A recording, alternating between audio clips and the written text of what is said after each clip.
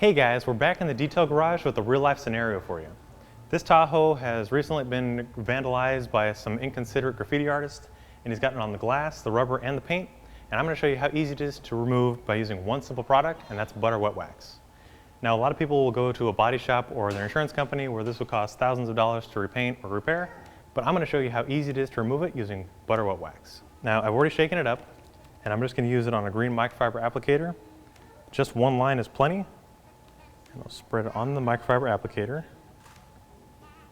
And there are no abrasives or anything in there, it's just natural cleaning oils that are gonna gently break down the surface paint and overspray to reveal the clarity on the glass. We can also do this on the paintwork to reveal that factory shine. But just by gently working it back and forth, I can already see it and feel that it's pulling off the paint. And I'll buff it off to show you guys. Now we have perfect clarity on the glass here. And what's great is now it's also protected, so now it's got a smooth finish there, and that's going to help resist any UV rays or any future contamination, but it's also restoring that clarity. Now we're also going to use it on the plastic trim here. This is something that a lot of people, we know it's a no-no in the detailing world, but we're going to clean it up using some butter wet wax. And then we're going to come back over it with one of our new products, Trim Clean, and that'll prevent any kind of staining from the actual wax itself. And as you can see right there, it's removed the paint, now back to that factory finish.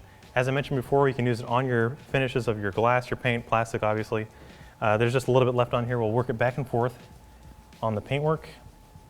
And that might be a little hard to see because the car is kind of a darker champagne color and the paint is also gold, so they kind of blend together.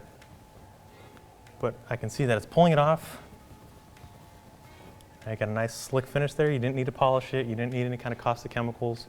All you need is butter wet wax. So if you guys want to learn more about this product, head over to our website, chemicalguys.com.